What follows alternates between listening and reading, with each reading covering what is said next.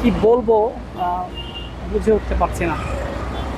তীব্র রোদে গরমের মধ্যে দাঁড়িয়ে 4 ঘন্টা এই লাইনের মধ্যে আসলে তেল নেওয়ার জন্য আমি এসেছিলাম এই পেট্রোল পাম্পের ট্রাস্ট, কিন্তু কোনো কথা না জানিয়ে মাঝপথে সম্ভবত সেটা 11:30টার দিকে বন্ধ করে দেয় তেল দেয়া। এবং যারা সামনে ছিলেন তারা জানতে পেরেছেন যে তেল নেই, এই জন্য বন্ধ, এবং তেল আসলে পরে এটা দেয়া শুরু হবে।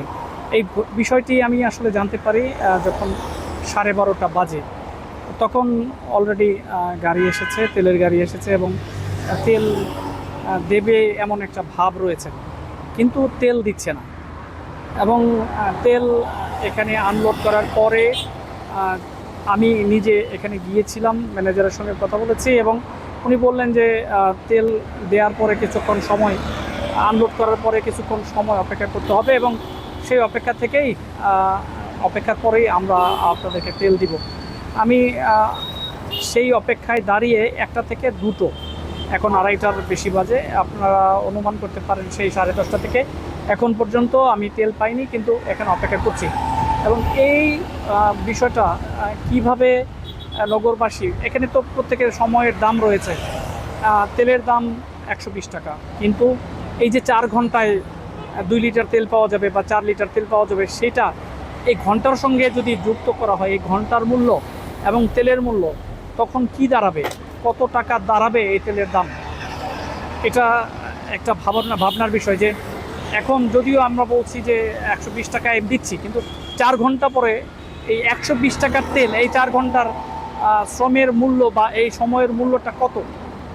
এই এই বিষয়টা কেন আমার কাছে মনে হয় যে পেট্রোল পাম্প যারা ওনার্স তারা কিন্তু এটা করতে পারেন যে ঠিক আছে তেল নেই, কিন্তু তেল নেই সেই বিষয়টা ওনারা যারা অপেক্ষমান তাদেরকে জানিয়ে দিতে পারেন, বলে যারা এখানে দাঁড়িয়েছিলেন তারা চলে যাবেন, হয় চলে যাবেন অথবা অপেক্ষা করবেন। যারা সকালে এসছেন, আমি এখানে কয়েকজনের সঙ্গে কথা বলেছি, আর যারা সকালে এসছেন 8টার থেকে লাইনে দাঁড়িয়ে আছেন, এখনও তেল পাননি। এখন আপনাদের বলেছি যে 2:30 বাজে, তেল পাননি, যাচ্ছেন, তেল এখন দিচ্ছে, সেখানে যাচ্ছেন। কিন্তু এই যে সকালে 8টা থেকে দাঁড়িয়ে আছেন, তার সময়ের দামটা বা তার সময়ের মূল্যটা কিভাবে নির্ধারণ করা হবে? এটা আমার মনে হয় যে যারা ওনার্স রয়েছেন, পেট্রোল পাম্প ওনার্স, তারা বিষয়টাকে বিবেচনা করলে হয়তো এই গাড়িগুলো থাকতো না, এই মোটরসাইকেল থাকতো না। তারা সময় যদি জানতো যে অনেক দেরি হবে তাহলে চলে যেত। সকাল থেকে না খেয়ে আছে অনেক ড্রাইভার আছে এখানে, যারা বিষয়টা আসলেই অমানবিক, বিষয়টা ভাবা উচিত। যারা এটা করছেন তারা অবশ্যই ভাববেন, এবং তাদের ভাবা উচিত যে যারা না খেয়ে আছেন, অমানবিক একটা ব্যাপার।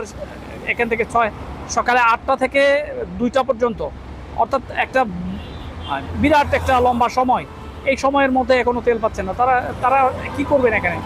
এখানে রাস্তার মধ্যে না আছে খাবার, না আছে পানি, কিভাবে তীব্র রোদের মধ্যে সবাই দাঁড়িয়ে? আশা করি বিষয়টা সংশ্লিষ্টরা ভাববেন।